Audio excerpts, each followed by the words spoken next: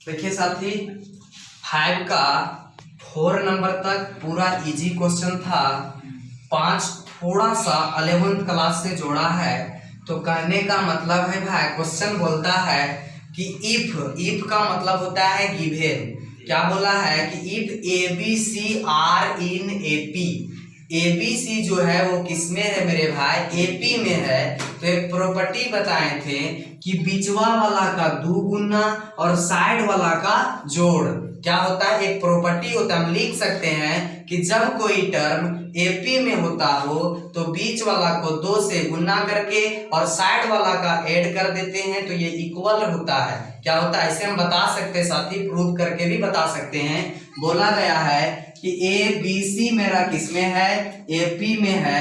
इसका मतलब जो डिफरेंस होता है, दो टर्म का डिफरेंस होता है वो कांस्टेंट होता है, इक्वल आता है। वो भी पहले प्रीसीडिंग टर्म, पहले बी उसके मतलब जो टर्म आप लीजिएगा उससे पीछे वाला का जो डिफरेंस होता है वो बराबर होता है C माइनस बी का। अब एक बात बताओ, माइनस बी इधर आके प्लस बी, मतलब B प्लस बी और उधर A के जाके A प्लस सी, और B और B क्या हो जाएगा 2B बराबर A प्लस सी। कोई दिक्कत दोस्त? अब यहाँ सूत्राइला कैसे, अरे भाई T1 है, T2 है, ये क्या है T3। तो तुम AP में क्या जानता है कि T2 माइनस T1 बराबर होता है T3 माइनस T2 का। यही काम किए भाई, 11 में पूरा इतना पानी जैसा AP पढ़ाए हैं कि तू अभी तक नहीं भूला है। कोई दिक्कत दोस्त? तो अब जब AP में रहता है ABC तो हम लिख सकते हैं 2B बराबर A प्लस सी। क्या लिख सकते हैं, 2B equal to A plus C.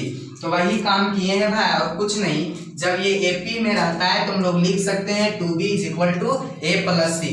और जब तुम A प्लस सी ले आया है तो उसको यहाँ पर भी A प्लस सी लाने का कष्ट कर। क्या कर, यहाँ भी कहीं पर A प्लस सी देखो भाई। क्यों? क्योंकि वो दिया है तो उसी का यूज करके हम आगे काम कर सकते हैं। कोई दिक्कत ब्रो? तो यहाँ पर आपको देखना है, क्या देखना है कि A कहाँ पर है और C कहाँ पर है। इस रो में ढूंढे तो ये यहाँ मिला, और इस रो में ढूंढे तो C यहाँ मिला। एक बात बताओ, दोनों को जोड़ेंगे A और C तो A प्लस सी नहीं दिखेगा भाई, तो A प्लस सी दिख जाएगा। तो यहाँ पर क्या कर देंगे, सबसे पहले क्या कर देंगे दोस्त, एक ऑपरेशन अप्लाई करेंगे। अप्लाइंग ऑपरेशन, कौन सा ऑपरेशन, R1 में काम कर रहे हैं, R1 प्लस R3 कर रहे हैं। क्या कर रहे हैं भाई, R1 प्लस R3, तब जाके वहां पर A पर। अच्छा, कोई सोच रहा है कि आखिर ये दोनों को ही क्यों जोड़ रहे हैं, तो इसलिए जोड़ रहे हैं कि यहाँ पर A प्लस सी देखना चाहते हैं भाई। क्यों? क्योंकि A प्लस सी का वैल्यू यहाँ पर हम क्या कर सके, यूज कर सके। एक बात बता, तू जोड़ रहा है तो आंसर क्या आ रहा है दोस्त, इस R1 को और R3 को जोड़ रहा है, R1 को R3 के जोड़ के लिख रहा है तुम किसमें, R1 में। तो R1 R2 को जोड़ा तो 2 और 4 6y प्लस 6 4 10, 5 7 12y प्लस 9 7 16, उसके बाद 8 और 10 18y, और फिर क्या A प्लस सी। कोई दिक्कत ब्रो? यहाँ तक कोई दिक्कत साथी? उसके बाद देखिए कि R2 में कुछ नहीं कर रहे हैं तो 3y प्लस 5, उसके बाद 6y प्लस 8, उसके बाद 9y प्लस b जैसे के तैसे। उसके बाद R3 में हम कुछ नहीं कर रहे हैं, 4y प्लस 6, 7y प्लस 9, उसके बाद क्या भाई 10y प्लस c। अब एक बात बताओ, तुम वहां पर A प्लस सी को लिख सकता है, क्या लिख सकता है 2b। क्या लिख सकता है 2b। तो एक काम करो, तो लिख दो भाई यहाँ पर 6y प्लस 10, उसके बाद 3y प्लस 5, 4y प्लस 6, फिर क्या है 12y प्लस 16, 6y प्लस 8, उसके बाद 7y प्लस 9। अब यहाँ पर 18y प्लस A प्लस सी को लिख सकते हैं 2b। कहाँ से, समीकरण 1 से। कहाँ से भाई, A प्लस सी को क्या लिख सकते हैं 2b, तो कहाँ से लिख सकते हैं, समीकरण 1 से। अब जैसे इधर वाला जैसे के तैसे ay 10y प्लस सी, 10y प्लस सी नहीं 9y प्लस बी, ये वाला लिखना है ना, 9y प्लस बी, और यहाँ पर 10y प्लस सी। यहाँ तक कोई दिक्कत? अब देखिए तो यही टर्म का ये क्या है, 2 गुना है, यही टर्म का ये क्या है 2 गुना है। यही टर्म का ये क्या है, 2 गुना है, यही टर्म का ये क्या है, 2 गुना है। तो R2 में क्या कर, गुना कर, R2 में कोई नॉन जीरो नंबर से क्या कर दे, गुना कर दे। तो 3y + 5 इसमें क्या करेगा तू, गुना करेगा। तो एक बात बता, तुम जब किसी भी रो या कॉलम में कोई कांस्टेंट k से गुना करता था तो पूरे डिटरमिनेंट का वैल्यू k से गुना किया हुआ मिलता था।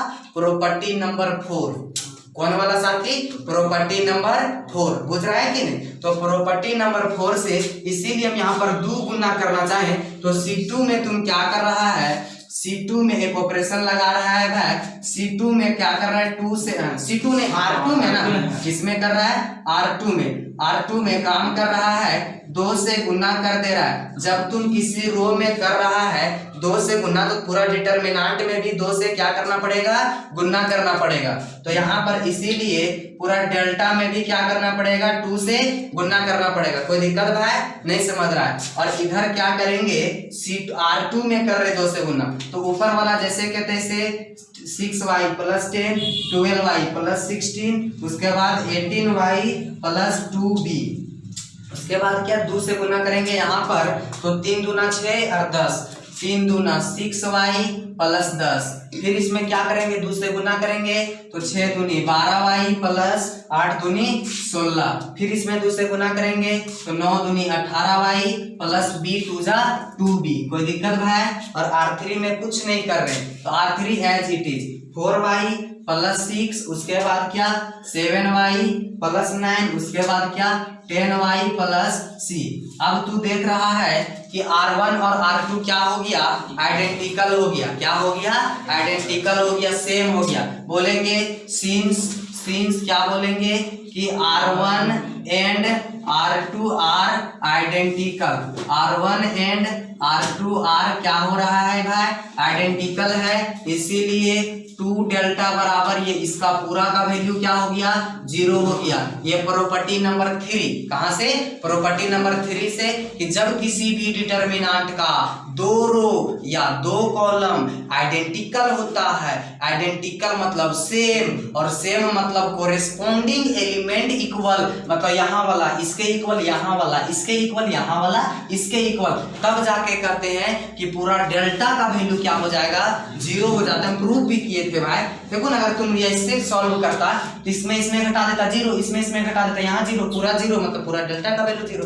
कोई दिक्कत, चलिए। तो इसीलिए डेल्टा बराबर क्या आ गया, 0/2। अरे भाई 2 गुना में इधर आया तो भागा में, 0/2 का मतलब 0। This is answer. हमको कह रहा था कि जब भी ABC मेरा AP में हो तो आप इस डेल्टा का वैल्यू ज्ञात कीजिए, और ये डेल्टा था, तो इसीलिए हम पूरा डेल्टा बराबर क्या निकाल दिए भाई, 0। यहाँ तक लिखिए।